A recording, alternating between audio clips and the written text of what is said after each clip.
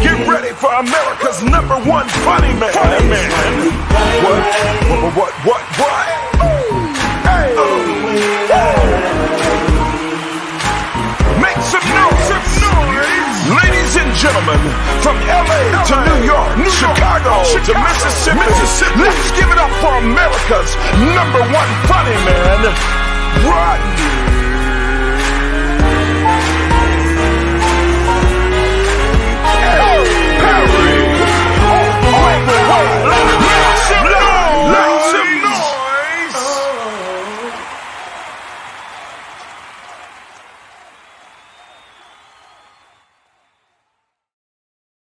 What up, party people? It's your boy, Rodney Perry. You're tuned in to Rodney Perry Live, and it's going down the way it always is going down. Now, crazy great weekend this past weekend. Fun. I did an event. I did the Black Push inaugural gala. And, you know, one of my little pet peeves, because sometimes when people do a first thing, they call it the first annual. But guess what? It's not. It's not annual yet because your ass ain't never did it. So it kills me when somebody say they about to do the first annual something. But this guy was smarter than that. It's the Black Push inaugural gala, downtown Atlanta at the Omni Hotel. Oh my God. When you talk about personifying the civil rights movement, and one of the things I love about Atlanta, and I know we got an audience from Texas, we got audience from all over the country, all over the world, but the beautiful thing about Atlanta is the connection to history. T. Gray is in the building, Keandra, Roy G, Sylvia, Teresa Bryant. Man, love, man, respect. Appreciate y'all popping in today. But one of the things that I love about Atlanta is the connection to the civil rights movement and the likelihood to end up in a room with some awesome people, whether it be Andrew Young and his people, my buddy Elder Sean Smith, who put this event on. So many great people, man. They gave out awards. They gave out the Unsung Award, the Freedom Riders. The Freedom Riders, man, I got a chance to meet some of these people. And as teenagers, they put their lives on the line for the civil rights movement. I can't imagine what that must have been like. It was a great program. Helen Butler, I got a chance to meet her. She is the executive director of the Georgia Coalition of the People's Agenda. Man, nice lady, man. Good folks. And how about this? You young people out here know this. People are getting older. The people from the civil rights movement are getting older. So who's going to take the mantle going into the future? People like Zenono Clayton. She's 92 years old. People like Reverend Timothy McDonald III, Deborah Scott. These guys were all honored that night. So, man, we're going to talk to Sean Smith later on in the show today. But I just wanted to really shout them out. And how about this? Let me get my co-host in here. But I did something yesterday that I don't do. You know, and I know my co-hosts, they wild. They do stuff. But I don't do this. So let's get them on the show. Ladies and gentlemen, one of my favorite comedians. I don't know if she knows this. I watch her command the stage, destroy so many times. She's such an individual. She has her own podcast. It's called The Janet Dollar Show. It goes down Tuesdays on iHeartRadio. That's ATL Talks. Welcome to the show, Miss Janet Dollar Comedy. What's up, sis? Hey, what's happening, Rodney? How are you? And I cannot thank you for coming on enough, man. And I'm just a fan, man. I've sit and watch you, you know, and you be like, look, Rodney Perry, you ain't going after me. You go, your ass need to get on out of here. But You know what? I respect you so much with your talent, your gift, and the platform that you set, and the platform that you set for comedians to just to be great. You know what I'm saying? You're not intimidated by new comics that's coming up through the ranks. You're always willing to give advice, and you're one of the realest that I know. So I just appreciate it. You were the first one to tell me make your own lane. You were one of the first ones to tell me that, so I appreciate it. But you have your own lane. I mean, you like just comedically, I gauge comics like this. If you say something, I wish I said it. I'm like, that's a funny damn comedian right there. Amen. And you live on the corner of that all day, every day. So I cannot thank you enough. Appreciate you coming on the show. Yes, My sir. next host for today is another lady that I regard as flat out funny. Now, the thing about this girl is she will quit for 6 months and come back. And I'll be like, that look like Flo. Flo that came back and left several times. She never loses a step, though. That's the beautiful thing. Ladies and gentlemen, the funny, the super talented Miss Flo, so amazing. Flo, welcome to the show. Good morning. What's up, John? You ain't right, Rodney, calling me out. Flo, am I lying on you? No, I'm out here now, though. I'm out here. You know what? It's something different about now. And I was going to say that to you because, like, you have a different focus. Mm-hmm. What is it? What is it now? What is it about now? Oh, I'm just ready to see what I can make happen before I get in that brown box. It's something about 40 that wakes you up and let you know, time is ticking. I don't know why I didn't think this way at 30 because we never know our expiration date. But hitting 40, it's like the time is now. You know what? The time is now. I understand what you're saying, but you ain't getting no box no time soon. No, you better say that. I know. Chill out, but I get it. I get it. And certain ages do make you damn stop and go, okay, let me recalibrate, let me focus. I didn't know this, Flo, till the other day we was talking. You're married. Yeah, 22 years. 22 years in October. 22 years married. How does your husband digest all of this comedy nonsense? Oh, he a comedian himself. He's just afraid of the stage. So he enjoys that I had the courage to get up there and do it. So he supports me. I love that. And Janet Dollar, you've been with your man a long time. Yeah, we actually been married for 8 years, but I've been knowing my husband for over 20 years. We started out as friends. Yeah, we started out as just friends, hanging out with mutual groups of people. And then we turned 40 and we seen each other and was like, look, what is you doing? What you doing? We need to, somebody ain't gonna want us after a while. What you doing? Let's go on and do this thing, make this thing official. So right, hey, these are my co-hosts for today. Flo, so amazing. Janet Dollar comedy. So here goes, guys. Yesterday, I'm at KNG Saturday. Oh, KNG. Okay. Looking forward to. I get to my KNG on. Okay. It's my store. I walk around there. I be helping people. You work there. They think I work there. So a man started talking to me. We talking at the register back and forth.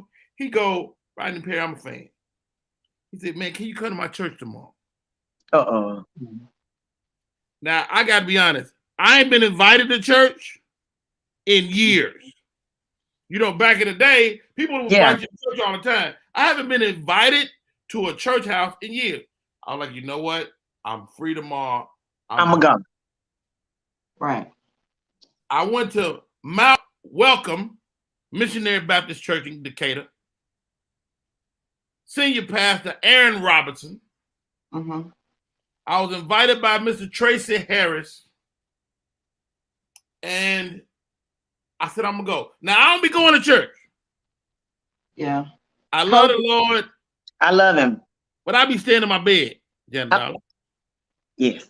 I think COVID changed the game. A lot of people don't go to church like Baby, before. COVID made everybody realize that you really don't need the church house. You can get your own personal relationship, and you can tie it to them folks on the corner at every corner in Atlanta, and you can be all right. That's what people done found out.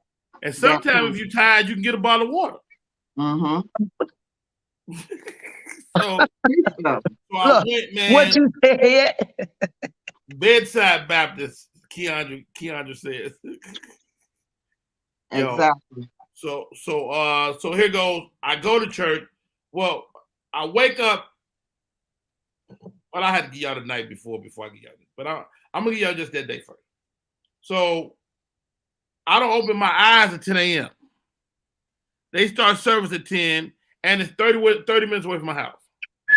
I text and I say, look, it's 10 o'clock. I'm walking out the house, and I'll be there in 30 minutes. I'm still naked when I text that. But I done thought about my outfit. I done thought about it. So I got some throw this t-shirt on. Boom. I put this suit on last night. Hope it don't smell like cigarettes. I put it on the floor and I hit it. I get over there and they're in mid worship. Have you ever walked into a church and they was talking to you? Yeah, of course. The message, yeah. Man, this dude talked to me the whole sermon. I was like, man, I think I'm coming here to say something to them, and they to talk to me on the walk-in. You know, and so it was so amazing. Had such a great time, and so shouts out to Tracy Harris. Shouts out to the senior pastor, and he said, "Are we a hospital or a hospice?" That was his message. See, as a church, you know, he said you want to be he said I'm about to do a series about us being a greater church. And so he broke down what the church was. He said, I'm gonna step on some toes today. And so when I got up, I said, you stepped on some toes, but you didn't tell us you was gonna be wearing no Timberlands. Ow! Sometimes it's like that, yeah. He got up in there. And I said, you know what? You know, also, Pastor, he said he wants y'all to be great. So somebody, I don't know who it is, need to go inside their throat and get that demon out. You stupid. Get that. Somebody got the demon in their throat. They're not here today, but I can feel the spirit of a demon. They was hollering. But long and the short, man, how about this, Janet Dollar? When the last time somebody invited you to church? Man, I ain't been invited to church. I was snorting cocaine last time somebody was inviting me to church. I'm delivered now, Rodney. I'm delivered now. I can talk about it. I'm delivered. But yes. It's been a minute. You know, like you said, like back in the day, they used to invite you to the tent revival and church anniversaries and pastor anniversary. They don't do that no more. So yeah, I have not been invited. Hey, girl, why don't you come to my church? And then when somebody do invite you, I be thinking, girl, where you go to church at? And what time y'all get out? Football come on today. I can't come to Sunday school because that's too early. Right. So amazing. Invited Are you a church goer? From home, but I used to go to church all the time as a child. I was brought up in church. Okay. Yeah. Now, I haven't been invited to church. Oh my God, probably since I left Cincinnati, maybe 8 years ago. Yeah, that's about right. You think about that.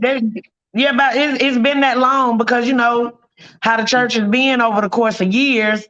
So people, about 10 years ago is really when people were out. Other than Jehovah's Witnesses, I seen them at Publix this morning, standing outside because they can't come to your house no more. So the whole church thing has changed. Right. Yeah. I mean that's true too, because you like you say. I mean, I remember a time, but COVID definitely affected that because people realized they could be at home and still get the word. But I don't know about y'all, but my mother, my grandmother watched church on TV for years. Peter Popoff.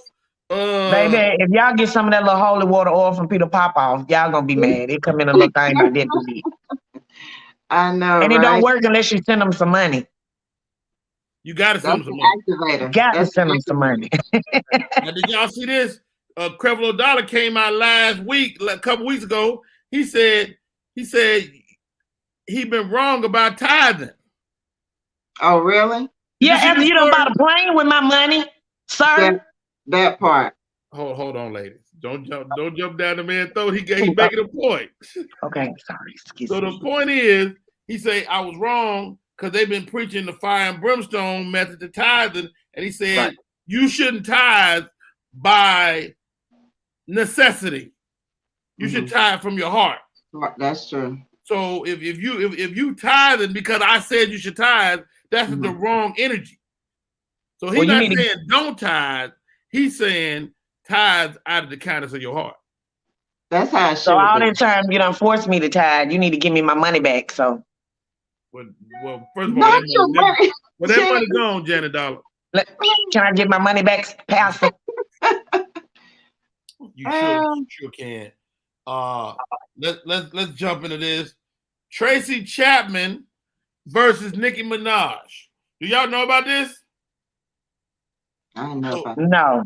So Nicki Minaj was working on a song, and it looks like they used some Tracy Chapman music.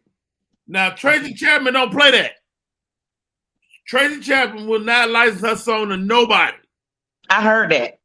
She do not play no young artist. You can call up all you want. You can go meet her, but Tracy Chapman said you cannot use her music. So she's saying now Nicki Minaj owe her like $400,000. Yeah, 450,000 in copyrights. Yeah. I mean, how did that work? Anybody understand that? She just don't like sharing. It's like kids. Don't use my stuff, and if you do, you gonna owe me. Yeah, don't do that. You know, as an artist, you know the word in the street. You know who gonna let you do what and who ain't. You just trying somebody up because you don't think Tracy Chapman will slap shit out you. That's what you think. Tracy Chapman look like she slapped the shit out you. I'm talking about Tracy Chapman. Look, help! I need help. She look like she will slap. Come here, because Tracy finna slap shit out me. Yeah, she look like she will slap shit out you. Hey, she need to pay her money. She need to pay that girl her money. Yeah. Now, here's another money situation. And you think that, Janet, you a podcaster? We podcasting right now, but podcasting is real. It is. This young lady, Tasha K, she's a blogger. She got a podcast. She just lost a lawsuit to Cardi B. Right? I don't know exactly what she said to Cardi B, but it was something slanderous and defamation. She owed Cardi B like $4 million. And she ain't got but $80 in her bank account. She don't look like she lost her money long at all. No, it don't. It just look like she be talking about people. Her little house, she had to put her house up to get rented and move it to an apartment just so she can start working on this Cardi B debt. Wow. Oh, yeah, because I heard she did an appeal and they was like, no, ma'am, you gonna owe her that money for the rest of your life. Yeah, I was gonna say, so even though she don't have the money, she still got to pay up, huh? I mean, you can't get blood from a turnip, but they can garnish anything you make. Okay. So even if she blow up and she's able to say she get $250,000 and she's able to say, you know what, I'm gonna just buy me a house and a car and I'm gonna be cool. You ain't even gonna be able to do that because as soon as you get something in your name, they coming for it. Okay. Ain't that something? That's ugly. She messed up. I mean, I'd never heard of Tasha K, but as I was reading about this whole case, man, and you know, generally you can say what you want to say, but you have freedom of speech, but you do not have freedom of consequences. Like just because you can say it, don't mean you should say it. Have you ever had to think about that flow? Especially people ask me that all the time as a comedian. Are you worried about what people think? I don't know. Are you? Flo? Not really. No, I done gave up. I used to. I gave up. I mean, you know what I'm saying? I don't want to be too. I just want to be me, and I'm gonna have my tribe that like follow me, and the people who don't like it, they can fall off and not come to the next show. So I'm free out here now. I used to. Amen. No, I get that completely, man. But how about this? And what we have to consider as talent is that as you get more and more famous and have more and more entities, like Dave Chappelle can say stuff that Kevin Hart can't say, because Kevin is more linked into sponsorship. Mm-hmm. You know what I'm saying? Dave been out of the sponsorship world. So he said, yeah, when you're commercial, that commercialism, it allows you to, it's some things that you just can't say. It don't matter how you feel about it. You can't do it because you'll lose a lot based off that. That's why a lot of people like Dave, like you say, it's like almost like an underground, platform that you're on, that you can do whatever you want to do without consequences because you ain't got Chick-fil-A sponsoring you. You ain't got NBC on you or ABC, those major networks that kind of tell you what to do. So, all right, y'all. I got my co-host today, Janet Dollar, comedy in the building. Flow so amazing. Shouts out to LeBaron. Thank you for popping in today. Tommy Girl, I see you. Keandra's chiming in. Mallet, I don't know what that say. Vita Light. Michelle, thank you for coming in and kicking it. Nina Sunshine.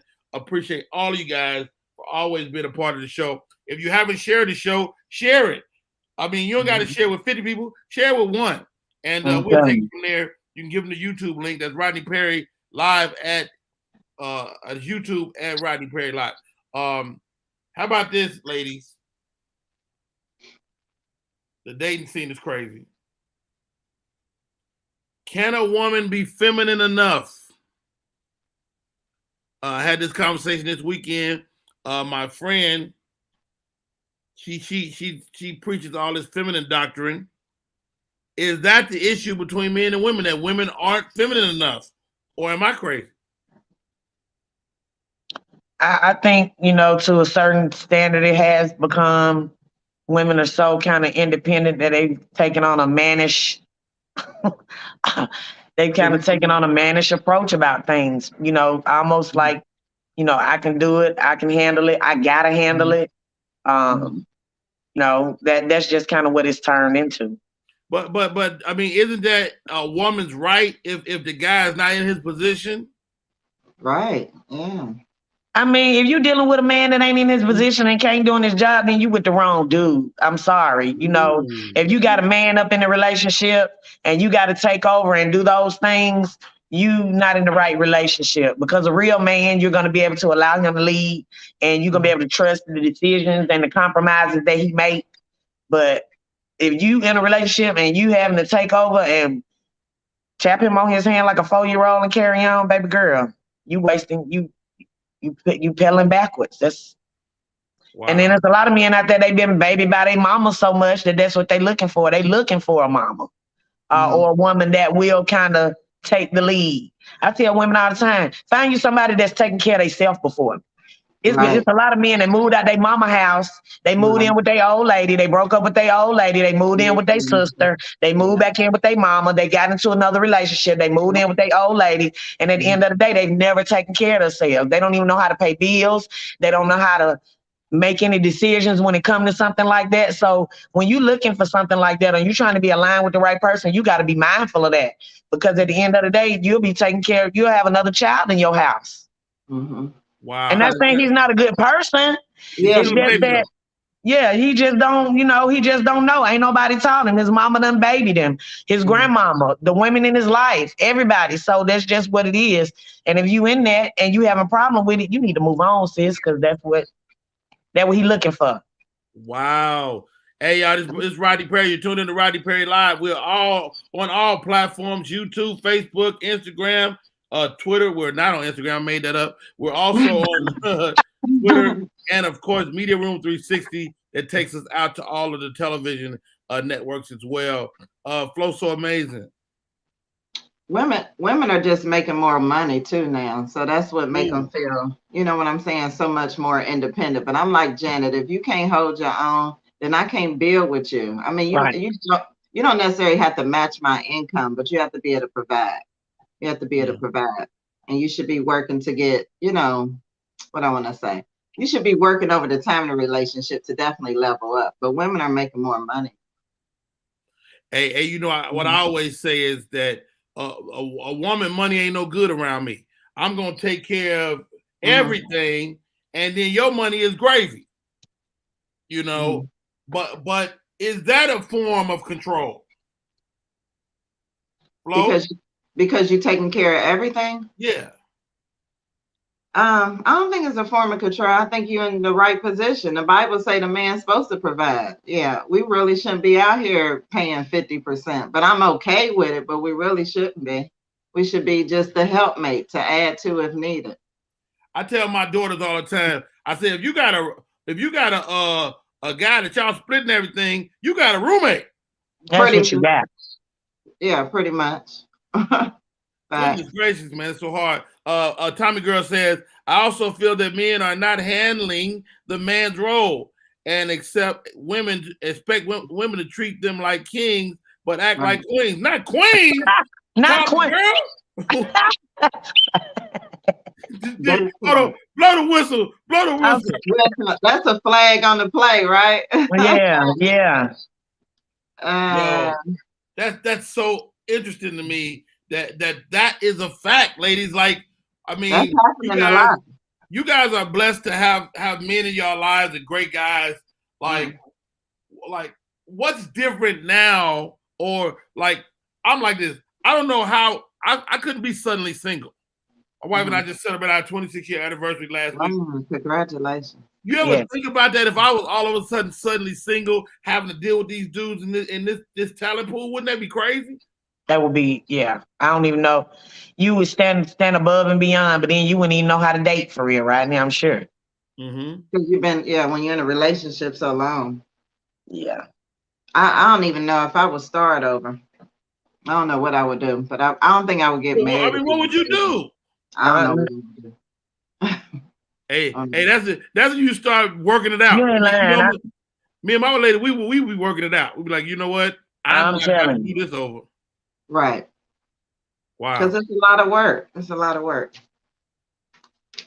Well, I'm super excited to have these two ladies on. They're giving your boy the game. They're giving y'all the game. Welcome to the show, Tommy Girl, Keandra. I see y'all. Carl Harris, good morning, sir. LeBaron, popcorn. We need to get some popcorn in here, LeBaron. Rodney. Yeah. Did you see the did you see what a little girl was mad at her boyfriend because he didn't pay for all her 18 friends dinner on her birthday? Yeah, no, crazy. Bring me up to speed. A young lady, it was her birthday, and apparently she expects a lot. How old she had a birthday party. She had to be how old? You know how she was? About 20, probably in her 20s. Early 20s, maybe 21, 22.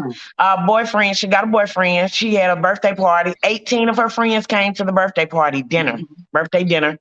And she got mad at her boyfriend because he would not pay for all 18 people there. Yeah, she was big mad. Yeah. She wanted them to cover their meals or like drinks, the whole thing. She said you should have paid for everybody's meal. All 18 of her friends. Well, hold on. If we had to talk about it and I committed to it, that's a different story. That wasn't what it was, though. So she just assumed. Now, is he well off? I mean, he seemed to be, but he was just like, I'm not doing that. He said, it's your birthday. True enough, Janet Dollar. Flo so amazing, but hold on. If you around here posturing like you got it, you have to assume that people gonna hit you up that way. Yeah, these younger, that's it. They're gonna test you. You right.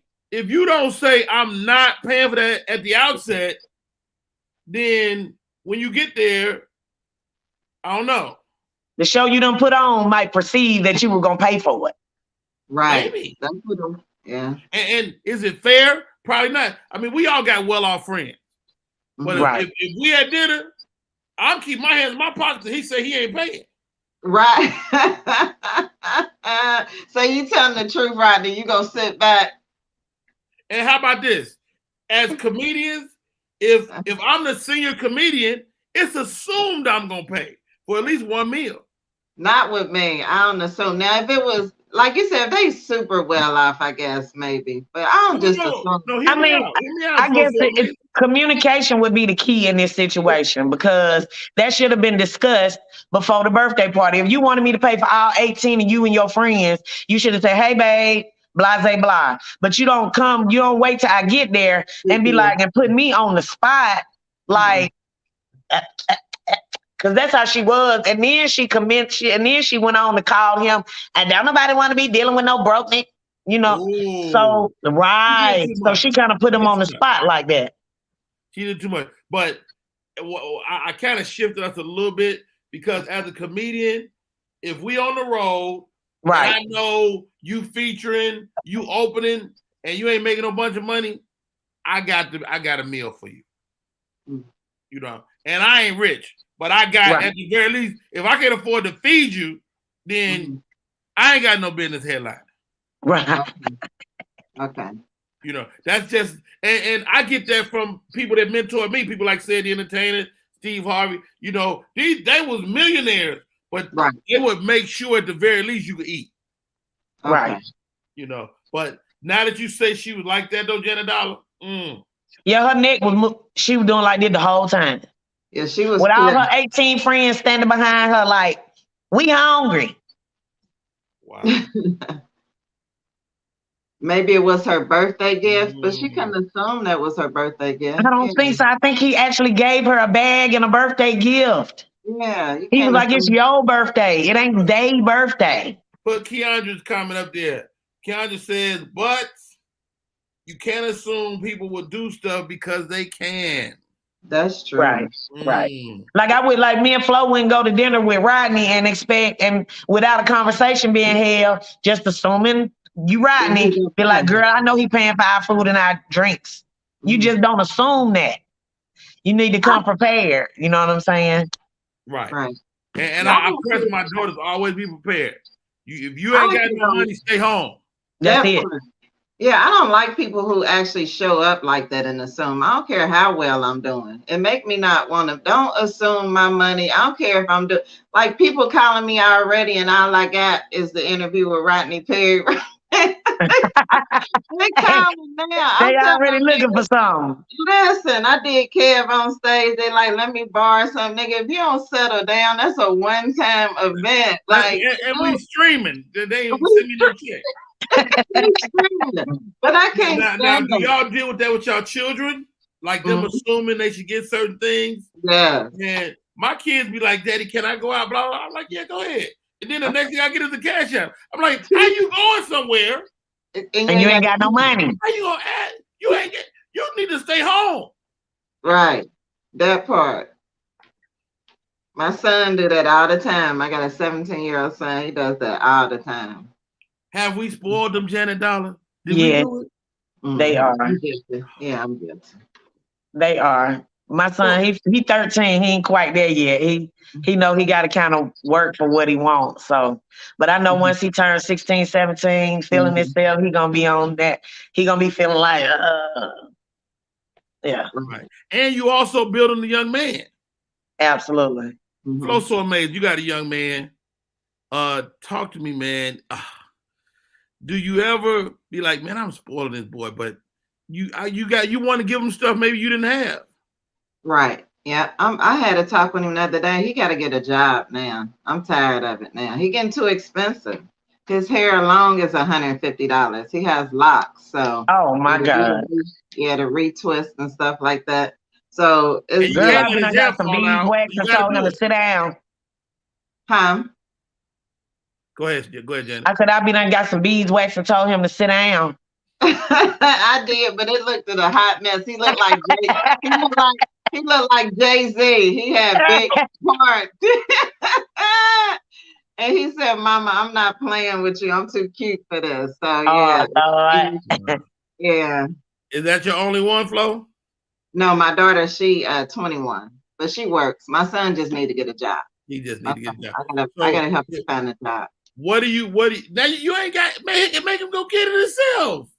He's so lazy. If I don't get him started, you know what I'm saying, get the application. I'm okay with that, as long as he go to work. But that's where we baby these young men, right? And then they grow up, and look for women to do it. So I'm kind of guilty of spoiling. Oh my God. I think we all are this day and time. But that's also you pushing them out the nest too. So, you know, I'm not mad at that, at you helping, you know, for him to get a job. What does he want to do, if anything? once the ultimate goal is to go to the NFL. He's been playing football since he was 5, so he's a wide receiver. But he knows, How tall is he? He's 5'11". Okay. Yeah, he's sitting there. But he knows, you gotta go to college and take up something. So he's gonna take up hygiene, get his bachelor's in hygiene. Hygiene. Yeah, cleaning teeth. Soap and water. Hygiene. He trying to keep people from being musty. No, hygienist. We say hygienist. Oh, dental hygienist. Yeah, he'll be cleaning teeth. Yeah. Oh, okay. They make good money too. They sure do, because that's a little space to be working in. Yeah, they make good money. He gonna be hygienist, but he gonna run a 4.40. That's the backup plan in case, Well, let's hope we don't need no backup plan. That part. But I will say this: keep on this path, because the average NFL career is only 5 years. Right. So you can make it and still have to make it. Have to live another career. Smart with the money too. Yeah. Yeah, those NFL players now, they smart. They're not playing 15, 20 years no more, because they know their body can't take it. They get that one good contract if they can, they play it and they be gone. Because they need their body. They gotta have you look at Jerome Bettis. He been trying to get himself together for a long time. Everybody loved Jerome. But because he did so much damage to his body, you don't need to see Jerome out here in these streets. So, people are learning from that. They learning from that. They ain't playing. They getting that one good contract, taking care of their money, and they sitting their butt down. Right. Yeah, I mean, the wear and tear on your body, especially for football. I mean, basketball players have a long career. Baseball players have an even longer career. But the wear and tear on a football body is not a game. You getting into a wreck every play. Right. Yeah. Well, I see now where basketball players, they cannot come out of high school and go to the NBA, and nor can football players, but they still allow baseball players to come slap out of high school and go play baseball. Oh, yeah. And I'm not sure if that's because that's mostly a Caucasian-dominated industry, or, because they stopped us, because NBA, baby, we was going straight out of high school. We were leaving Westlake going to the NBA. Oh, now, no, you gotta go to college. You can come out of high school and go NBA. You can now? I thought they had stopped that. No, what they did, how about this? They made it where they can make money. Yes. They got the OTE league, so they can stay 17 and play on this other league. I mean, I just went to an event right across from doggone here in Atlanta, across from Atlantic Station. It's an arena. Have y'all been in there? No. I ain't been there. You can drive right by it, but it's sitting right there. So you at the light facing downtown Atlanta. Okay. Atlantic Station is on your left. On your right is an arena with 2, 3, 4 basketball courts in there. Oh wow. Yes, ma'am. I went there last month. I was like, I didn't even know this was here. It was amazing. So you can go from high school to the NBA. You can go from high school and go to OTE and make money. Okay, you can make money from there. So so instead of having to go to college and not making no money, you can opt to go make money as a professional, but a young boy against young boys. Right. You're not like a young boy against adults. So it's kind of still a preparation, because cats are having to go overseas if they want that experience. And so baby, you do not want to go overseas, because Brittany Grandma has made a believer out of baby. You couldn't get back over, right? Good. Ain't nobody finna go over there. Absolutely. And let's not forget, let's get Brittany home, man. Shout out to Brittany Griner, and such a tough situation. And let's do this, ladies. Let's take a break. We come back, more to the show. My name is Rodney Perry. You're tuned into Rodney Perry Live.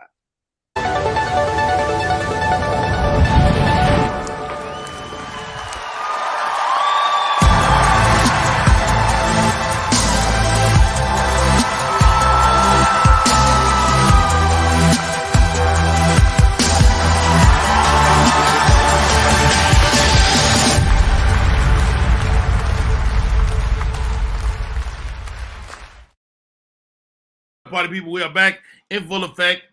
My co-host, rocking with some stimulating conversation. It's time for our first interview of the day. Me and this guy go back many years. He was a writer with us on the Monique Show. He has his own show, his own podcast that he does, I believe, daily. He's a producer. He's a creator. He's a comedian. And he's a Christian. He loved the Lord. I knew him when he was a heathen. Ladies and gentlemen, welcome to the show, Mr. Akatunde Warnock. Rodney Perry. Why you always gotta have that tone when you talk about it? I tell you how much you listen to my show, watch my show. You talking about it come on daily. It's on Tuesdays and Thursdays, Rodney. Tuesdays. But I feel like every day I catch it. That's good. Now that's a good one. That's a good one. Because I like what you do though, because your show has many different legs. So you put it up, you stream like I do, but you also go on to the Clubhouse. Yes, sir. And do a version of it there. I love that. That's a great matter of fact. I'm about to turn on my Clubhouse.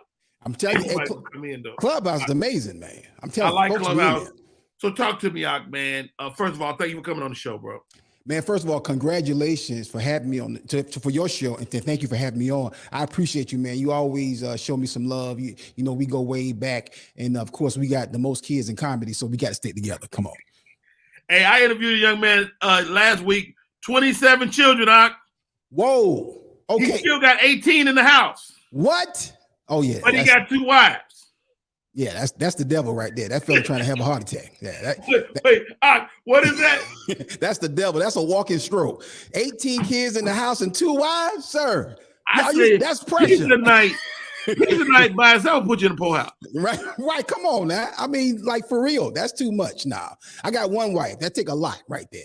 To manage 2 women and 18 doggone kids. Yeah, he need to find something else to do with his time. Man, I'm telling you that.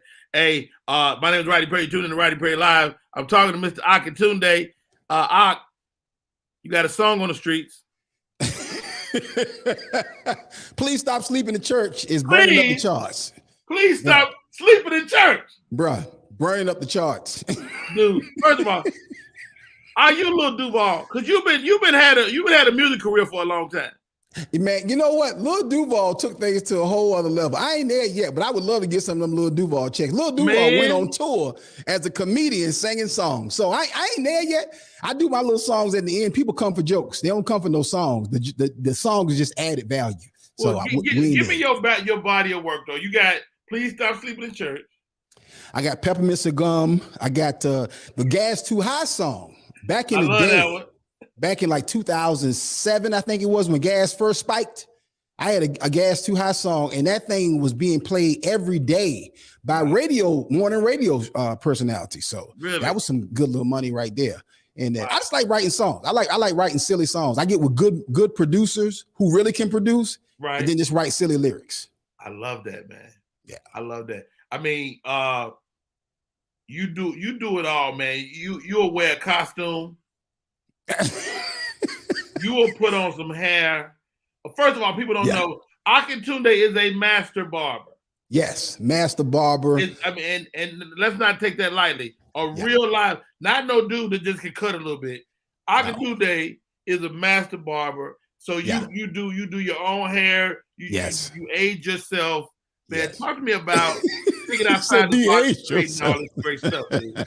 He said de-age yourself. Let me tell you something. Shout out to everybody who's willing to go gray. I ain't willing to go gray yet. I've been fighting this gray. What I'm saying is that you age yourself to play Uncle Frank. Oh, yeah. I'll go up. I can go up 30, 40 years with no problem. You know, because see, a lot of kids. It's amazing to me. But let me say this. A lot of people don't know this right here. First of all, this right here is not my hair. Okay, so I make these right. Hold on, stop right there. Yeah. What you just say? This right here is not my hair. We gonna do that? We gonna talk about it? I'm bold with it. I tell people in a minute. Like I throw people off in a minute. I gotta get Jared Dollar here. I gotta get so amazing. My co-host did not know this. I know the whistle. Bring the whistle, Danny. Bring the doggone whistle. Lord, I done found out this ain't Akatunde hair. Yes. Wait a minute. What? Okay. None of everybody this. stop. Everybody free. Yes. I'm gonna take us back to the beginning. Yes. Okay. We doing the Monique show. And our hairline is starting to fade. Oh, it's fading quickly. It's fast. Yeah, it was like my hairline was scared of my eyebrows. It was like, stop, stay right there, stay right there, stay over there, and it kept easing back on. Wait, I said, let it go, man. You're a handsome guy. You can go bald. Everybody can't go bald, and you got a good head. Yeah. You're right, Rodney Perry. He told me, and was killing it. Season 2. I came back season 2 with a bald head. Yep. I said, way to go, Art. Yeah. And then the units came out. Yeah. I was like, I ain't got to be bald head. Nope. Art is a master barber, and he can do what everybody can't do. He can install a unit himself. And my daughter taught me how to do it. My daughter and I did the research. Like we went online. I was going to get her to take a class. But then I talked to a dude. He was like, man, you a barber. He said, you can figure it out. So her and I started buying the hair. And before I know it, I started getting really good at it to the point. This is how I know that it's good. That people don't even look at my hairline when I'm talking to them. This is the I've been face to face with you, and it look amazing. It look natural. It really does. It really does. Nothing. I'd be the first one to clown, but I don't even say, like, if you wouldn't have talked about that, I wasn't gonna talk about it. Hey, I'm bold with it. I'm thinking about putting out a wig line. I ain't figured it out yet. But if I figure out how to put these bad boys out, I'm talking about these comedians. They would talk about it and laugh about it, but then they'll tell you, bro, when I buy mine, just don't tell nobody. You hear me? They would be the first one with some hair and dare you to look at them crazy. I already know. Come on, Janet. I'm gonna tell you right now. I'm gonna mess around and get yours. I'm gonna get mine made just like yours. Baby, Janet. get you some Jay-Z hair, honey. I done had the wig glued down, so I know it lift. I'm gonna be upset when I'm cuddling with this nigga in the back lifting up. but that's the thing. So you gotta worry about that. You gotta worry about that. He can actually adjust it and take care of it. Yeah, I didn't figure out how to make it. I didn't figure out how to make sure it don't shed, how to make sure it don't lift up. I ain't worried about none of that. So you sleep in it? Do you put it on the nightstand at night, or you just sleep with it on? No. Oh, this don't come off. Then no, I keep this on for weeks at a time. Oh yeah. I'm talking about like a real. Okay. I see you after someday. This is not a game right here. Sometimes I forget it's my hair. It's not my hair. Sometimes I do something. I say, "Oh, hey, player, that ain't your hair. Slow down." What you say? Slow down. Right. Look, get out the pool. Don't go in the water. Don't you go in the water. I tell them this, man. Yeah. Because we talk about this offline, of course. Yeah. And you schooled me so hard. You was like, Rod, I like the way I look. It make me look fly. Give you confidence, dude. Mm-hmm. Talk to me about the confidence factor of not having to worry about what your hair look like. Well, for me, I rocked the bald head for years. I mean, I had jokes about it. I had songs about it. It don't need me trying to hide it. My last comedy special, which is out there, distributed by a major distributor, I talk about the first thing when I hit the stage. So it's no secret that I used to be bald head and that I couldn't grow no hair. So then when I figured out the units, I was like, hey, it's cool. It's a great conversation piece. Other brothers come up and they're like, man, they're kind of clown a little, and they come like, hey, man, so for real, man, so how you do that, bro? Like, could that thing look real? Like, could I do that? And so it's a lot of brothers, if they could do it and pull it off and they knew they would do it. But see, here's the thing. I tell people all the time too, I am a hairstylist. So I know how to manage this. If I'm on the road and I need to keep it up, I need to change something out or whatever, I know how to do that. If you're a regular brother who going to the plant every day, this might not be the thing for you. You ain't lying. If it was somebody that wasn't trained, they'll be putting eyelash glue in their hair. I already know. Especially men, they wouldn't even. I'm telling you, it'll be like the Gorilla Glue girl. You'd be like, I done put some Gorilla Glue on my unit and I can't get it off. Now wait, Candace says, and you have a part, but the part is a secret. Oh yeah, the part is really like the piece that really takes it over the top. Because if you look at my head, you really can't tell. So the part is like clean, and so if somebody doubt it, and I don't want to tell them, they probably look at that part and say, "Oh yeah, that's his hair. That's no way. That's not his hair." So yeah. But now, what about the battle of the grays? Because I gave up grays. I'm going bald face, Homer Simpson lip, or my kids kind of look like Homer Simpson, Flo. Let me tell you something. The two most aggressive things out here in the atmosphere is Trump supporters and gray hairs. Gray hairs do what they want to do. They just pop up out of nowhere. You think everything is right, and then you just forgot to shave one little part of your neck right there, and you got like a whole little patch of gray hair. So I'm probably going, at some point in the very near future, I'm probably going to give up the gray hair and just go ahead and get a salt and pepper beard, because it take more work fighting the gray in this beard than it do to wear this unit. I'm talking about, that's what I say. Y'all worry about up there. We be worried about it. Ladies, we be worried about our little tootie pop hair turning gray.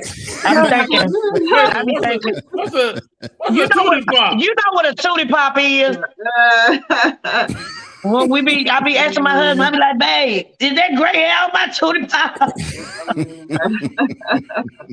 You can't dye. You better not put no dye down there. No, you don't want no dye down there. No, you put some dye down there, you're gonna be in trouble. It's like being with an old gray puppy. Boy, we didn't bring you on here to talk about your hair. Right. I don't know how the conversation went left. It just went left. It is what it is, though. Hey, I'm gonna tell you what happened. Janet Dollar happened to that. But I'm not mad, because thank you, Jim. Don't be mad I said tootie pop. Hey, it's the tootie pop because I eat them. But anyway, look. Shout out to Janet and that whistle. That whistle cracks me up. I see them videos, and she's go to blowing that whistle. Like, that is hilarious. Talk to me about your comedy, man. You produce comedy specials. You produce stuff for other people. You do comedy competitions. Your business. You know, you and your wife have put together a solid business foundation. Talk to me about that, bro. Well, you know, it was amazing. I was coming over here today and I was thinking, I said, man, you know, me and Rodney from the old school generation. And a lot of times people tell me, man, you know, I see you doing this and I see you doing that. And they don't realize, Rodney, it's a lot easier today because of the internet. The stuff that we used to have to do back in the day just to get work. I'm talking about having to call comedy clubs with phone books. You know what I'm saying? Oh, wow. You know, I'm talking about 411. Remember 411? You had to call a city and you had to like dial 411. You like Atlanta, Georgia, comedy clubs. And then it give you the numbers and you had to call the club and you had to get the booker, and then the booker don't come in until Thursday. Then you had to call back and get the fax number, and you had to fax it to him and call him back. He's like, I ain't got the fax. And then you had to fax it again. I mean, comics don't recognize. They don't know how you had to go out with quarters and put $1.25 in quarters in the payphone just to make a long distance phone call. So if you take all of that from back in the day and you put it here with all these different tools we got, I mean, you got to think. We are talking on a high-speed internet signal. Mm-hmm. Like it's a doggone satellite, like it's ABC. Right. So it's like, why not create your own content? And then a lot of comedians, I think, have to understand you really got two economies in booking. In comedy. You got two economies in comedy. You got the booking economy and the audience economy. You either learn how to get booked or you learn how to grow your audience. And the key is, if you don't recognize where you are with either one of those, you'll be doing stuff like you a comedian with a huge audience when you're really a comedian who need to be booked. So for me, I recognize how to do things to grow my audience so I can sell tickets, but at the same time over here, stay booked and take care of the house. So you learn it, particularly when you guys meet kids, me and Rodney got, you learn how to stay working, you learn how to figure this game out. So I just think it's key. How many kids do you got? You keep talking about all these kids. How many kids you got? Well, I got 5 kids. Now they're adults now, but when you got, it don't matter. They don't stop. They don't stop. You be thinking when they turn a certain age that you done. No, that's when they finna turn up on you with their grown ass. I know. Not in 2022. These kids be wanting to stay around the house. We know. We came up 18. Your mama told you we was ready to go. You going to college? You getting a job. You got to get up out of here. You got to pay rent. You got to pay. That's it. Like, they can stay, but you got to pay rent. Yeah. Ain't nowhere for free, but go ahead. See, I'm about to drop another special, am I right? I'm about to film one. I literally about to film one. It's probably moving it right now to first quarter. We about to do a film though. We about to do a full-fledged feature film. I announced it this past weekend at the Stellar Awards that we're doing the film. It's called Thursday Morning, and we're filming it right here at our studio. We got a small studio here in Columbia, South Carolina, so we'll be filming it here. Is this the movie you were working on a couple of years ago? Is you revisiting that? I am revisiting it. COVID kind of held us up, and then I was actually working on another film at the time. But I literally prayed. I asked God, what movie should I do right now? He made clear it was Thursday Morning, and then now with some of the stuff that's going on in the culture, I see why. Wow. Hey man, I would love to be a part of that film. Anyway, anything I can do to help you is done. Also, man, you talk to me about you and your wife and the team y'all have built, man. Oh man, thank you for asking that, man. You know, I've been married now almost 28 years. It'll be 28 years on December 9th. So the best manager I ever had was my wife. And I always say she's my best manager because she know what the numbers need to be. She know how much all the bills are. So she always knew how to keep me working. And so we've been working together. We have having an executive assistant, a full-time assistant, sister named Jasmine, who works with us here in the office. And then my son Jaleel is a contractor. And then we have a few other people who do a lot of different various business in terms of whether it's editing or graphics, animation, and different things. We literally just finished producing the Denny's Hungry for Education Winter Celebration. So we produced that for Denny's 3 years in a row. So what's happened is we kind of have learned, Eunice and I, how to create multiple streams of income in what we're doing, whether it's radio. Right now I'm on the praise party with Pastor Lenny. We're in 21 markets. So you just kind of learn how to continuously stay busy keeping multiple streams without getting off the craft. I always tell comedians, you got to stay funny. You got to stay right. You got to know how to come out in the city and talk about what's going on in the room, in the town, on the TV, whatever. You got to stay funny, but you can do other things along the way. Wow. Right. His name is Akatunde Warnock, fabulous comedian. And how about this? Ain't none of us got no light bulbs hanging in the background. I know, right? Only Rodney Perry. Only. I'm mad. I'm saying to myself, why you ain't got no light bulbs? Rodney, that's a Home Depot light bulb. It costs $30. It looks amazing. It looks nice. It's distance. It's all about distance. Okay. You know what I watch YouTube videos.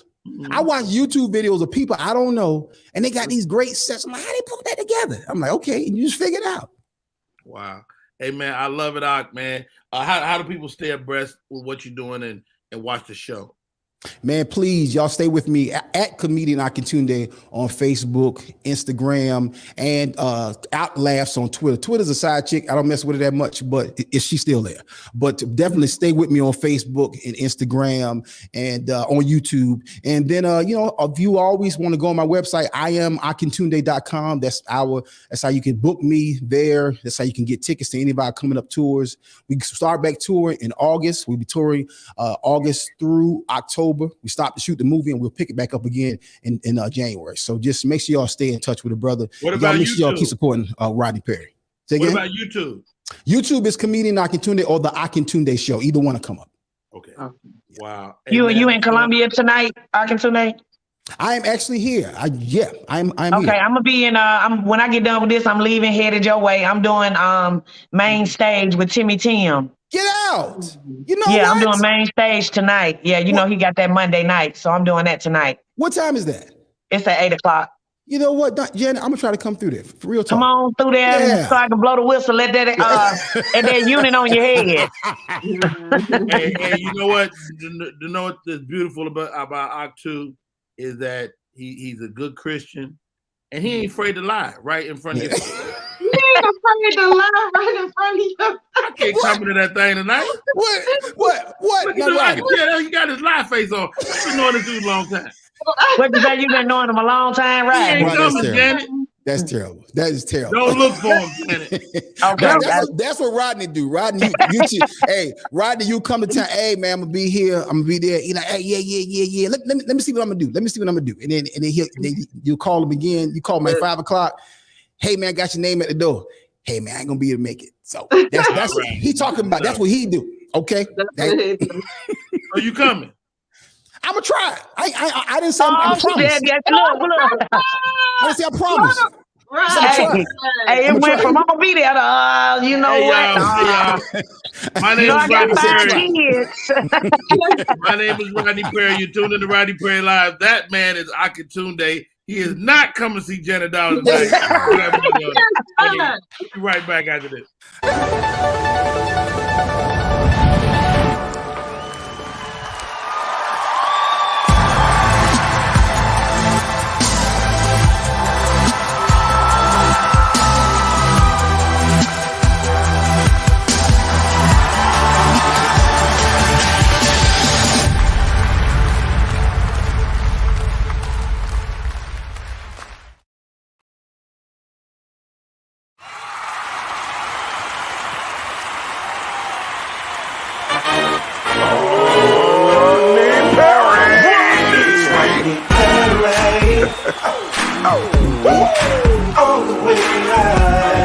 Get ready for America's #1 funny man. What? Hey. Make some noise. Ladies and gentlemen, from LA to New York, Chicago to Mississippi, let's give it up for America's #1 funny man, Rodney.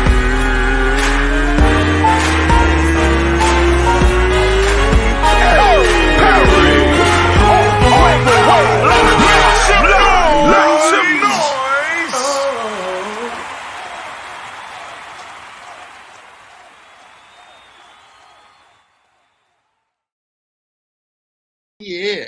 What's up, party people? It's your boy Rodney Perry. You're tuning in to Rodney Perry Live. I can't thank my guest enough. Akatunde Warnock, super great guy, great human being. And not only do we joke with each other, we sharpen each other, make each other better men. Thank you so much for coming on the show, Ak. My co-host for today, Janet Dollar. Flow so amazing. Thank you. We're coming to you in this couple of seconds. But I got my homie just popped in. Ladies and gentlemen, I got an opportunity to do an event this weekend, and it was absolutely the most fulfilling event maybe I've ever been a part of. It was the Black Push inaugural gala, and I said this, Sean, I've been a part of many events. People have a first annual event. You can't have first annual because ain't nobody ever did it. Okay? It's got to be something more than that. It's got to be the inaugural gala. Welcome to the show, Elder. Not even necessary, man. Thank you so much. You can't stop me, Sean. I got to do it. I seen you in action. Thank you so much for allowing me to be on this morning, man. Thank you for being one of the most dynamic hosts we could have had for our first inaugural gala. You were absolutely amazing. Man, Sean, man, I gotta chill just as you was talking just then. You put me in the room. They told me years ago, and I got a chance to meet your mom, your family. They told me years ago that you would be before kings and queens. And you put me in a room before kings and queens, right? I mean, to step back and look at the Freedom Riders, the men and women at age 19 and 20 that decided to go on this trip for civil rights, not knowing if they would come back or not. It was so powerful. Me and Candy sat down as we got back home and we just reflected on the hundreds of years of history you put together. Zonona Clayton. Yeah. And how eloquent at 92. Yeah. She cracking jokes.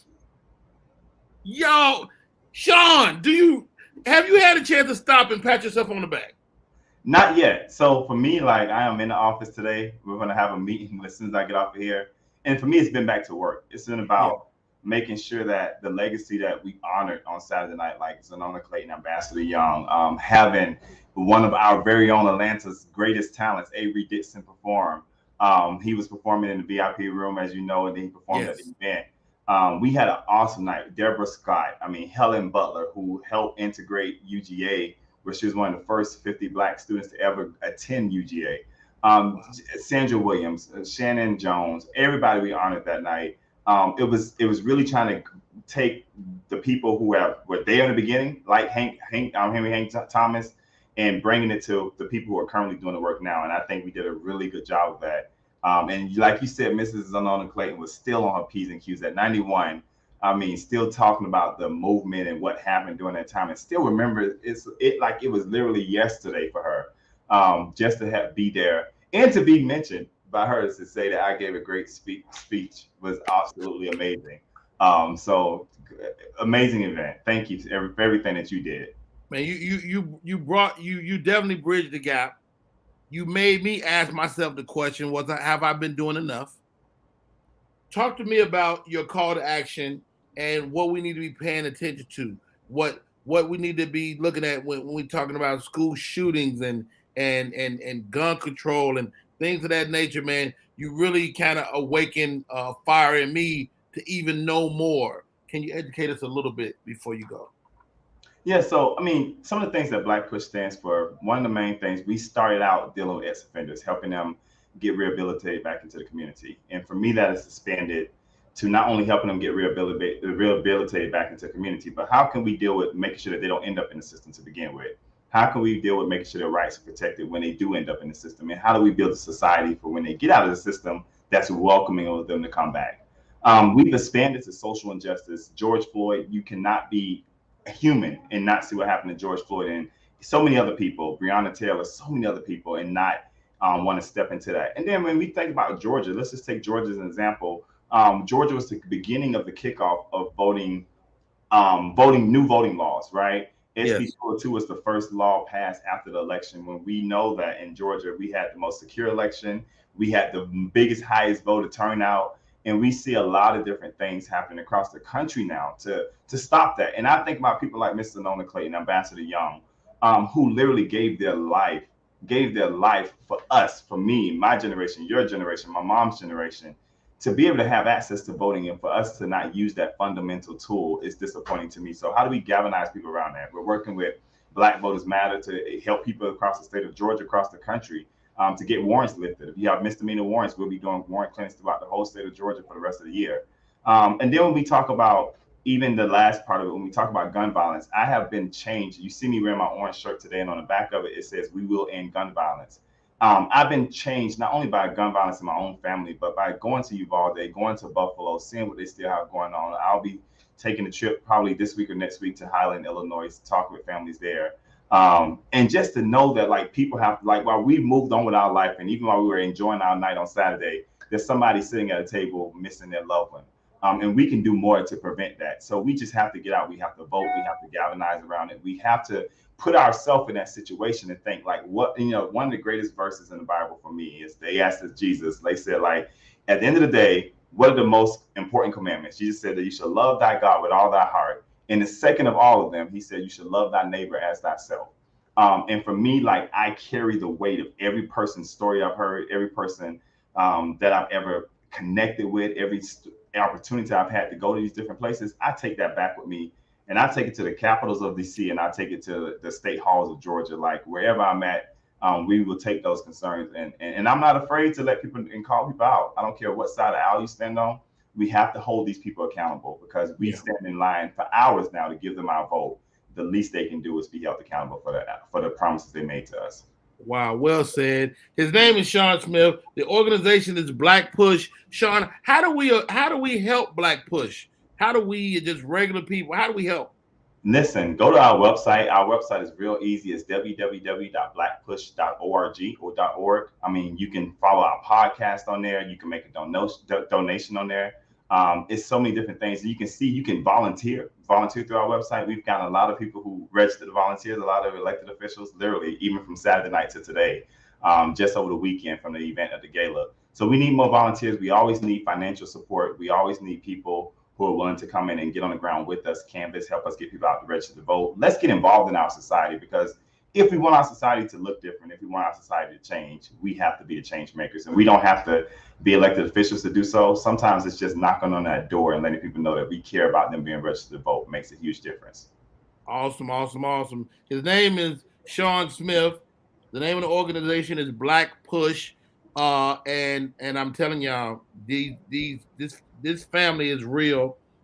Shouts out to your staff, man. Great people, man. They were awesome to us. And Candace says she's volunteering for sure. I see it, and I will definitely stay in contact with you, Mr. Perry. And thank you and Candace for everything you guys do. Definitely, thank you so much, sir. Hey, that man is Sean Smith. Let's take a break. We come back, more show. Sean Smith, man. I'm about to go push somebody. I'm Black. I'm pushing somebody. As Ambassador Young said, we got to keep on pushing. Hey, I'm with that. Black Push, y'all. Rodney Perry, we'll be right back. Type 2 diabetes can have a big impact on your life, but how can it be prevented?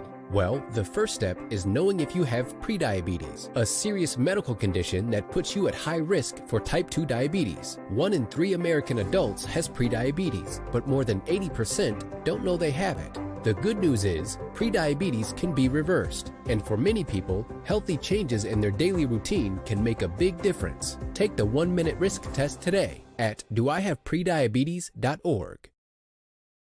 We are back in full effect. Yo, welcome to the show. Candace LaToya, join me.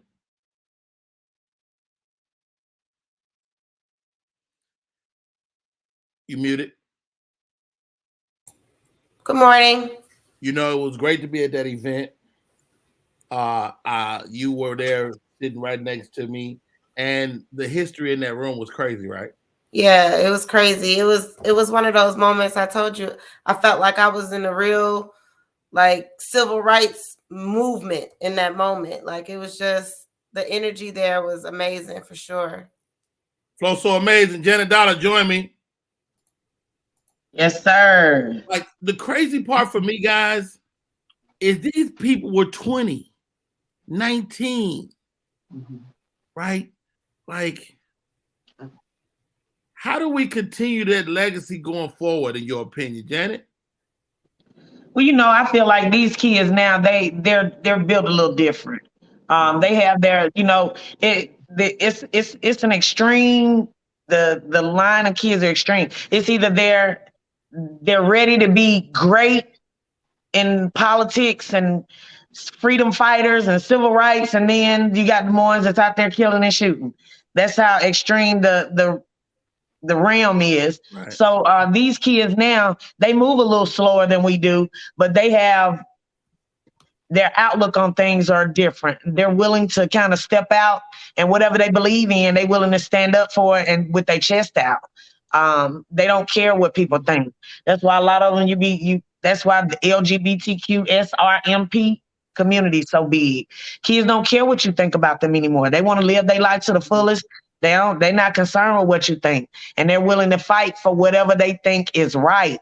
That's why you're seeing them kind of, hopefully it's going to be a lot more young kids getting into politics, because they need to put an age limit on the Senate and the Congress. Nobody should be in there fighting for 40 years and you 80, 90 years old and you living in the Old Testament. And you living from when they stole the land and niggas picked cotton. Nobody's living like that anymore.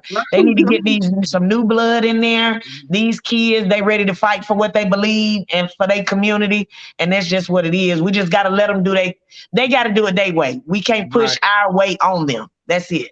Wow, well said, Janet Dollar. And you know the crazy part, you can only be a member of the Senate, the president, or a door greeter at Walmart. Look. But I don't know how to encourage my son to want to stand up when his focus is the PlayStation and lemon pepper wings and crab bags. You know, like his focus is so, it's not about the world really. They kind of, you know. But you know what? You know what? I think they got to find their own way. Like, it'll be something he cares about. Absolutely. You know what I'm saying? Yeah, I was just saying I don't know how to encourage it as a parent. Yeah. But you know, I don't know. I don't know either. We all confused, Flo. You know, I be trying to figure the same thing out with my girls. Yeah. It's like, you know, how do you encourage them to be? But you know, I think you just got to be there for when they do make the decision to go, okay, you're doing the right thing. Yeah. I also feel like, you know, everybody's not gonna be that. You know, that's civil rights. Like, it's only going to be a handful of us, you know, that make that movement, right? And so, like, even like at that event, Rodney, it was not, you know, it was an intimate, small event. It wasn't like 1,000 people or anything, but it was quite a few young people there, like their kids, their grandkids. You know, some of the artists that performed, the bands, they were young teenagers. Yes. The special guests. So I think they're kind of molding these, you know, these groups of people to kind of continue that legacy. And that's kind of where, you know, we need to kind of continue to pour into those people as well. Wow, well said. Flo, you raising this young man. He on the game. He loved them wings. Lemon pepper. Lemon pepper. Yeah. Lemon pepper hot. So sometimes I feel like I'm not a good parent when I hear about these young, Black kids who actually paying attention. I'm like, where did I go wrong? Like, I really do. I judge myself. But don't judge yourself. Trust me. So Clayton's 92. You know what I'm saying? Yeah. Like, I don't know if there are any young kids that are embarking on this type of life. Mm-hmm. You know, I read something recently that said each generation change. Like, if you got a generation to struggle, the next generation won't struggle. Mm-hmm. And so if we struggle, your children won't struggle, but it inherently will make them a little weaker because they didn't struggle. Right. So it's like, you don't want to you don't want to have your kids go through exactly what you went through, but at the same time, I mean, you just fighting your previous self. Does that make any sense? Wow. Well, I think you've done the right thing. As long as we teach our children the right way, it's like the old saying: you teach them the right way, they'll come back to what's been taught to them as adults. So they'll find something that they're passionate about that affects the world, and they just have to do their part. We can't expect them to be no Martin Luther King or no John Lewis. You know what I'm saying? Don't put that kind of pressure on somebody who like lemon pepper wings with hot sauce on them. Don't. They gonna find something that's going to be beneficial to them and the people that they love and they support. You know what I'm saying? So don't make him out to be don't say, baby, you got to be John Lewis. Don't do him like that. He gonna find something and he gonna be passionate about it. And like Rodney said, you just got to be there to just encourage it and say, you know what, do that. Encourage it. I ain't gonna put my money behind it because I done gave you enough of my damn money.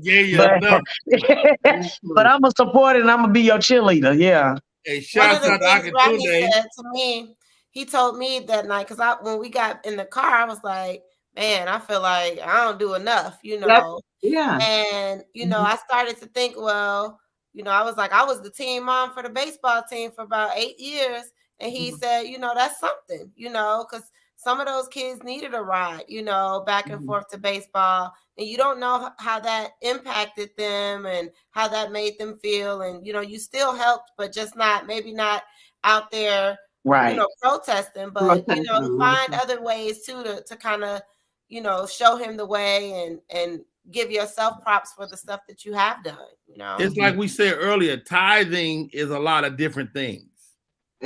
Giving back is a lot of different things. Shouts out to Akatunde. He popped in the chat. He said we were Old Testament hilarious. He came in there also. Cut that Wi-Fi off. Yeah, that's how you get them focused. They're gonna find a way to go around that. I know, get that Wi-Fi. My Wi-Fi. If I turn their Wi-Fi off, I turn mine off. I need my Wi-Fi. Anyway.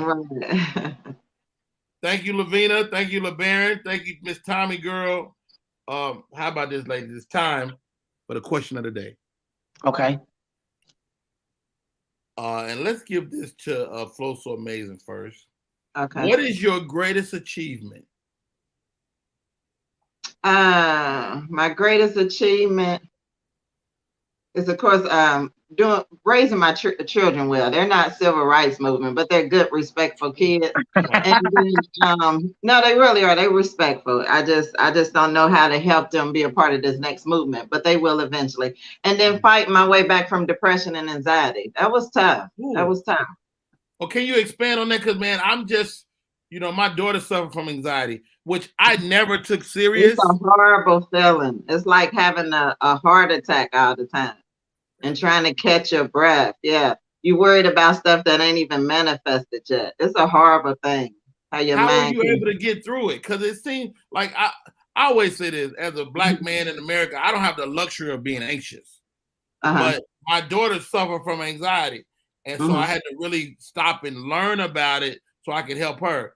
How would you able to get through it? Just taking time to step away and really work on, instead of pushing things down that, a lot of times we go through traumas in our life, and it started early on, not like, several traumas, but just I went some trauma earlier. Normally, not always, or genetics. My mom and dad have anxiety too and struggle with depression. But so I went through, a little challenge as a teenager, and then, just kind of pushed that down and just, just kept moving through life. And then I lost my sister in 2017 suddenly. And so it's like everything I pushed down just like, broke and came to surface. So when that happened, I just went into like a deep depression. I stopped wanting to like, entertain and do comedy, and just sat around. I call it like a dead man walking syndrome. Like I was just on autopilot. I was going to work, doing what I can to like cook meals, but then I was back in my room with the blinds closed and just didn't want to do anything. Just felt lifeless. So after a couple of years of walking around like that, I just got tired of feeling like I was dead inside. You just get tired. I got tired. And so I said, well, let me start doing the work. So I just started going on YouTube and, researching, different like, videos to watch about how to, get yourself tips to get yourself out of a dark place. And meditation was one thing that I ran into. So I started practicing meditation and just casting down negative thoughts and replacing them with positive. But I tell people it's an everyday thing. It's an everyday thing. So every day you want to take the steps to take care of yourself, do self-care. You know what I'm saying? Look after yourself. Kind of start as mothers, we like nurturers. So we always want to look out for everybody else. When I made my step to start the process of coming back is when I started, just letting, my husband figure out his walk, my kids figure out their walk. I was there, but I just started honing in on ways to get me better. So whether it's through sitting in the park or, exercising, changing the way I eat. I have lost like 16 pounds. Just doing stuff to love on me more. Yeah, just loving on me. Just listen to you talk. I didn't know, of course, what you was going through, but I see your light is bright now. It is. Your light is bright, and thank God. Wow. Right. Wow. There's a young man that recently committed suicide, and I think a lot of times we don't take time to Jack Knight, the comedian Jack Knight. Yeah, we lost him. 28 years old, guys. Wow. Yeah, right. And you just never know what people are going through. So we have to take that time to really work on ourselves, make a commitment to ourselves. You have to become selfish when you're in any mental illness to really come out of it. Wow, become selfish. I love that. Yeah. I'm gonna give you another question, Janet Dollar. What class did you take in school that you still use? Well, it wasn't math because my mama had to fight my math teacher when I was probably in the 5th grade. You're the fighter? Yeah, because she was trying not to pass me. Yeah, if it passed my 10 fingers, we in trouble. I can count money. That's about it. Fractions and all that decimals, they were not my.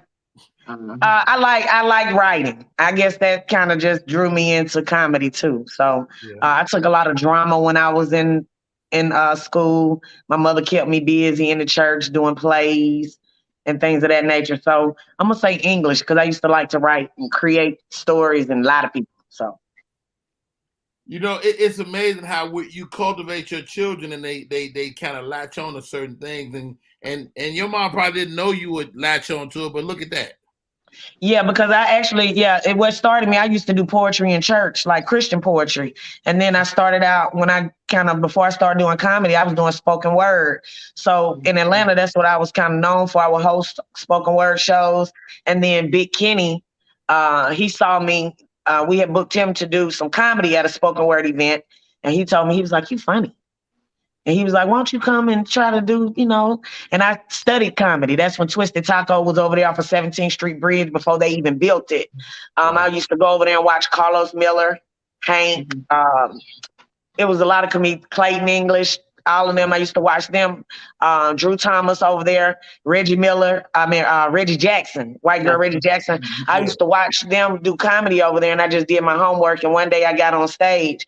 So I owe Big Kenny that for just putting that out in the atmosphere. And a lot of times we don't even know how strong we are. We don't even recognize our strengths in places and things.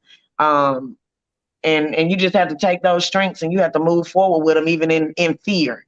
You know what I'm saying? That's what the faith without works is dead. It is, with even when you don't see a light at the end of the tunnel, you just still have to move forward in your fears and your anxiety in the unknown.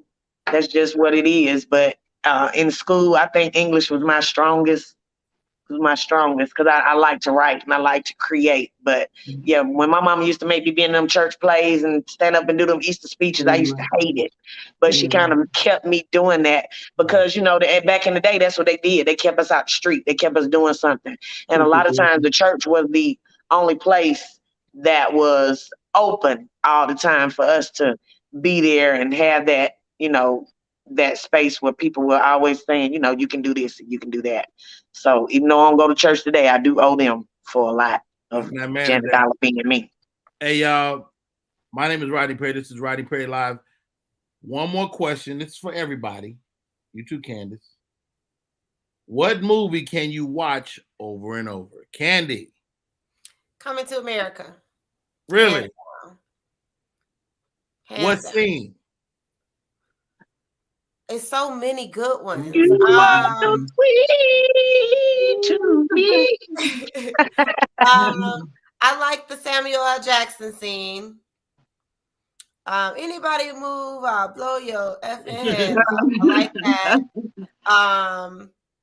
I like the when he comes to the room with Arsenio and he done changed up the room. He's like, it's a big rat. I like that one.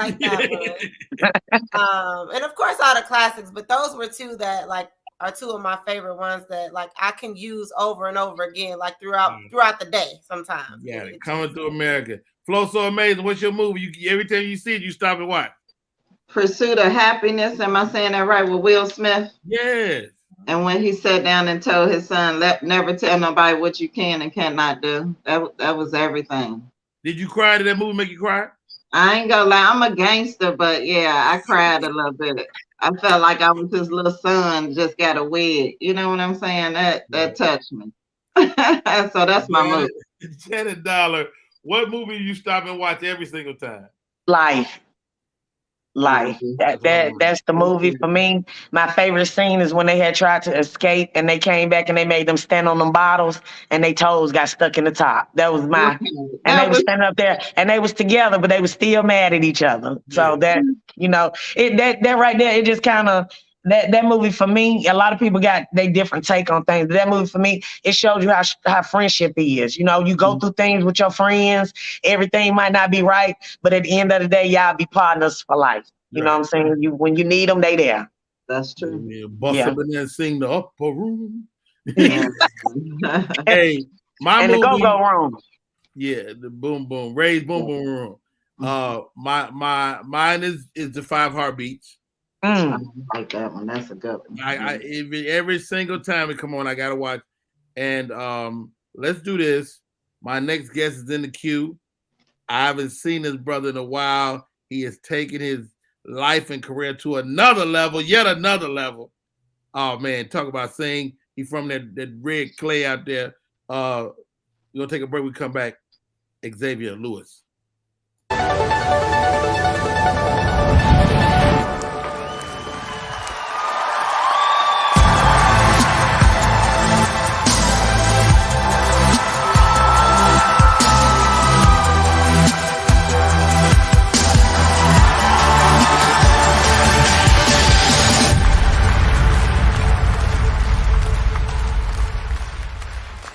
Do you love sports?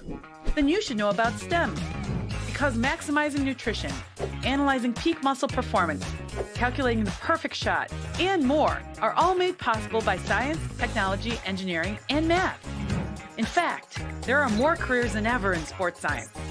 So if you have a passion for sports, then think about getting involved in STEM and improve everyone's game on and off the field. Get inspired at SheCanSTEM.com. That is big. That STEM is big. You get your children in science, technology, engineering, and math. My name is Rodney Perry. You're tuning in to Rodney Perry Live. I like this dude, man. I like this dude. This dude flat out sang. You understand me? You know what? Let's get him on here. Let's stop pontificate. Welcome to the show, Mr. Xavier Lewis. What's up, brother? Yo, come on, man. What's going on? Man, I was perusing the Instagram. Yeah. And I saw you was in the competition. I said, why don't we have him on the show? First of all, how about this? I don't care who win the competition. XL sing his ass off. Right now, XL is sitting on his back because he don't have no butt. Man, the antidote to R&B, dude, you've been doing it. And I even liken my career to yours, man, because some people don't know, but you cold. Man, thank you, man. Thank you. Yeah, man. Talk to me about the journey, man. Because you've been building this for a while, X. Yeah, it's been a long time. You know what's crazy, man? I tell people all the time, I say, man, I ain't take a day off yet. You know what I mean? It's just like, people think they saw you doing something at a certain point in your career, and then they fast forwarded to like where you are now. People think that you just start coasting. Nah, man, we just dig deeper, And so it's crazy because my career, like I had a friend, Betty Wright, rest her soul, man. Betty Wright, that was my industry mama, man. She got me started professionally, and in Miami, and I had a friend one day. I was coming back from the airport. I was living back home. I'm from Miami, living back home in Miami. And it was like, yo, it's this audition. You need to go. This the last day. They had already been, through auditions for like 3-4 days. Sobe Entertainment, Warner Brother. There was a new artist coming out at that time by the name of Urban Mystic. Soulful dude, man. And I was like, well, shoot. Okay, I'm on the way. They told Betty Wright I was coming. The label hired her to put the band together. And got there, long story short, man, killed it. And was touring with Urban Mystic for like four years, man. And fast forward to now, this same person that called me that day shot me like a DM a few weeks ago and was like, yo, how did this get past me? Is this competition going on? It's huge out at Hollywood, man, go ahead and register. So I did. And I'm in the competition right now. That's what you saw. It's the opening act 2022. Due to the pandemic, they kind of stopped it for a couple years, but it's huge, man. You get a chance to become an opening act for world-renowned, bands and musicians.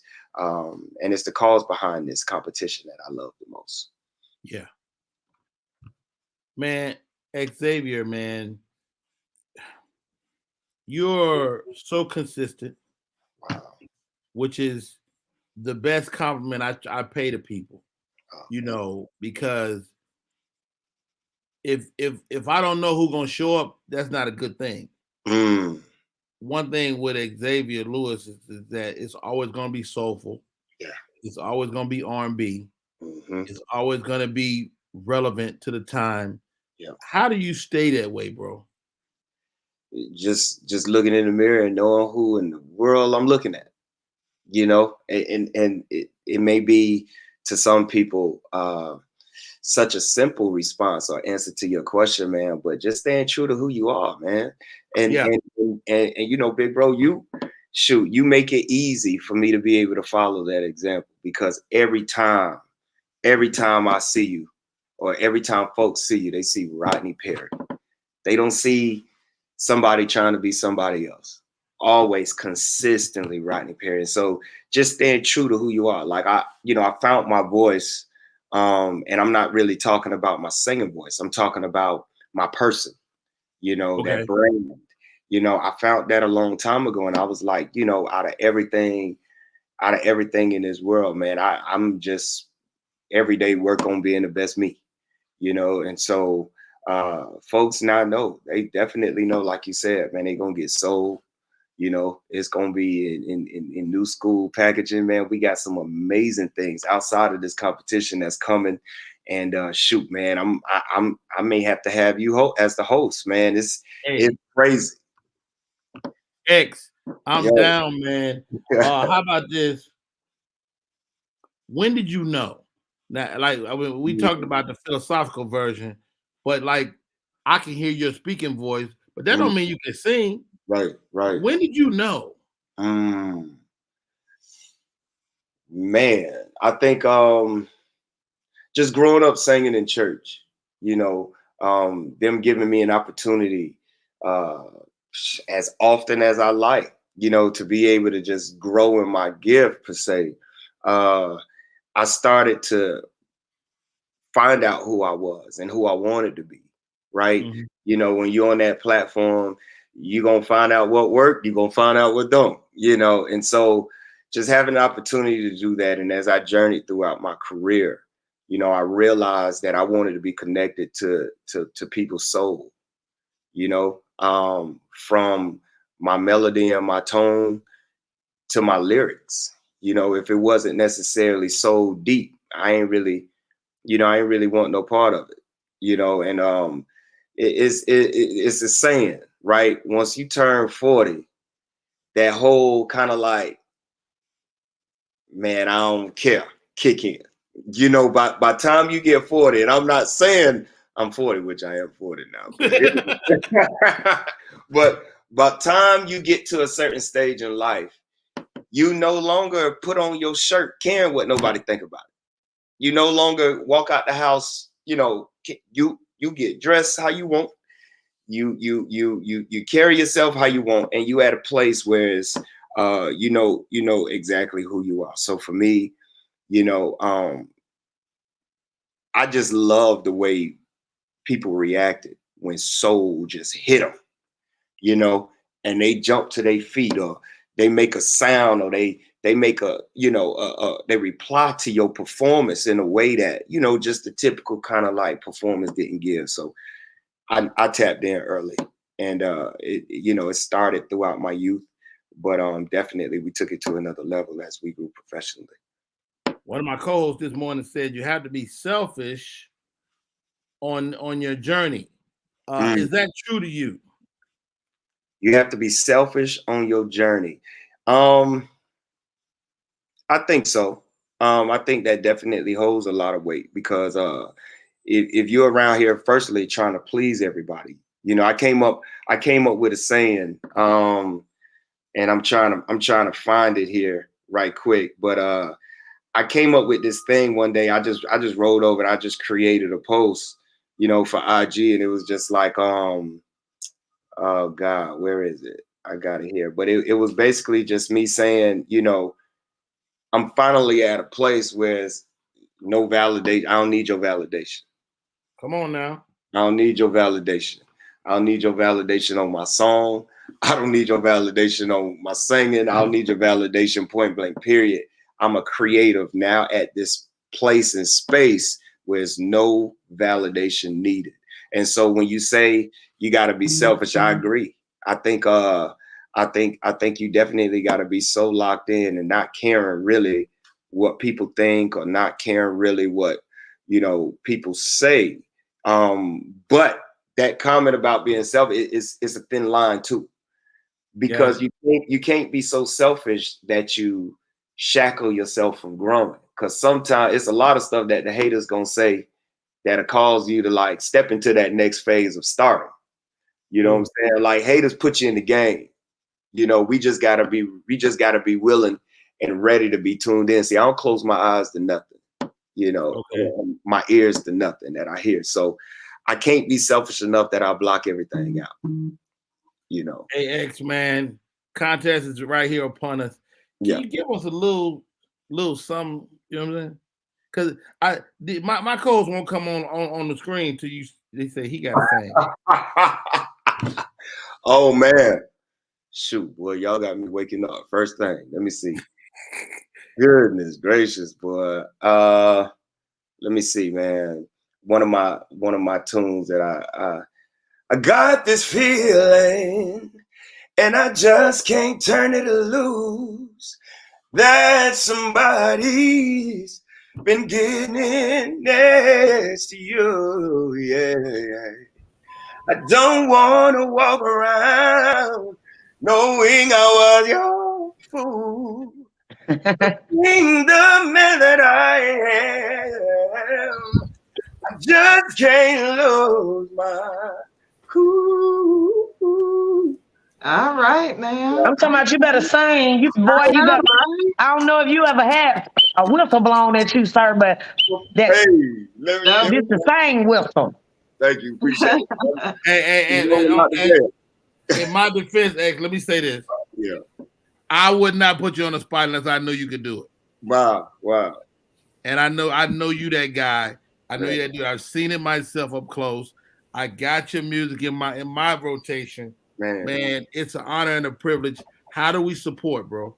Well, you know what? Thank you all so much, man. If you go to my IG, Xavier Lewis, the antidote to R&B, and I know that's long as hell, man. So don't worry about it. Xavier Lewis, the antidote to R&B.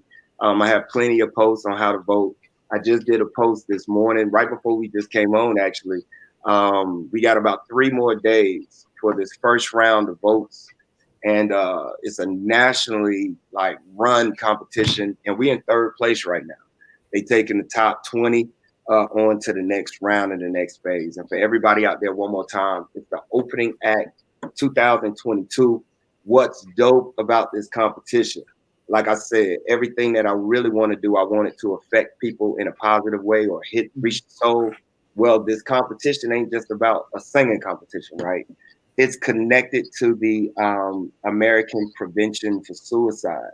You know, American Foundation for the Prevention of Suicide. Basically, I may be off with that title.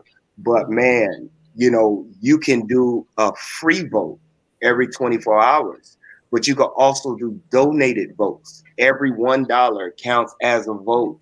You know, and those funds go back towards suicide prevention and those that's dealing with it. And so when I'm able to be a part of something that just does something for somebody else, man, I turn up even more.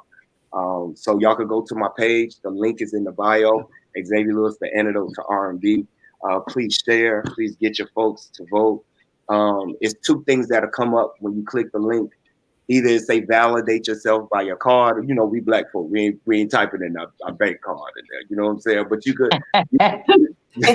you could type in your Facebook and immediately just like that. All that is a validation process. It just want to know that you're a real person.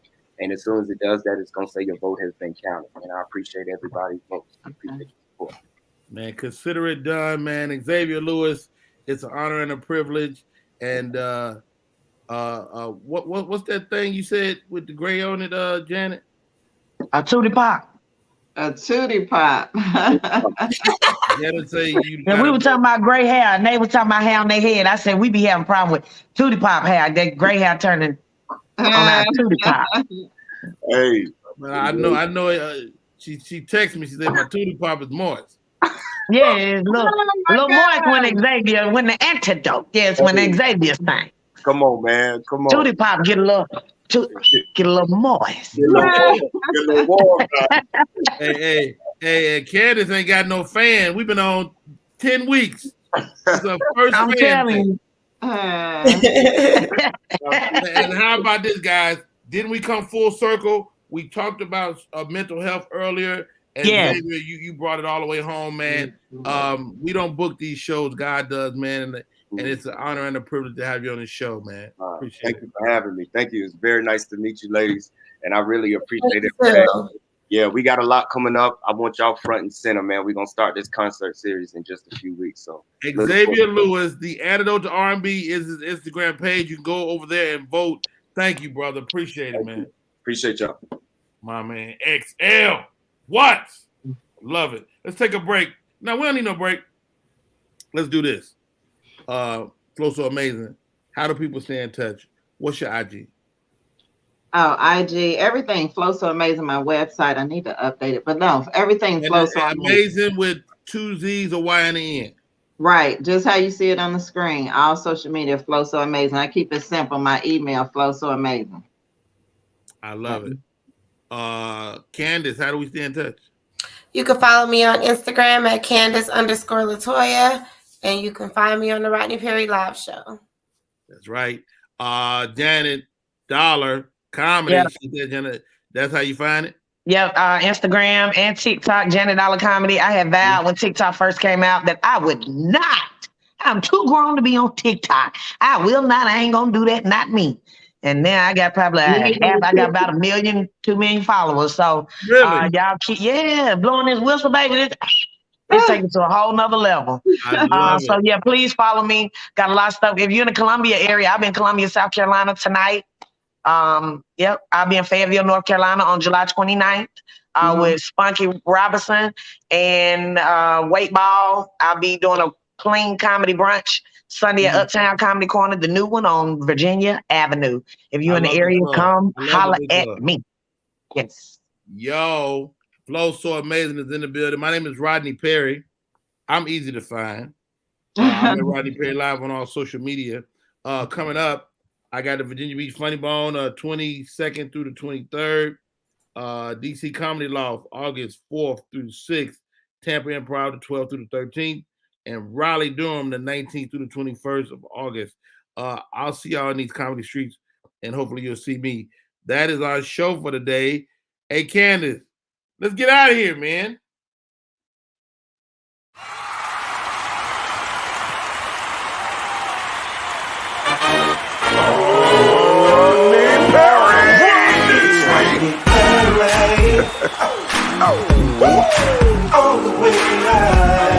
Get ready for America's #1 funny man. What? Hey. Make some noise. Ladies and gentlemen, from LA to New York, Chicago to Mississippi, let's give it up for America's #1 funny man, Rodney.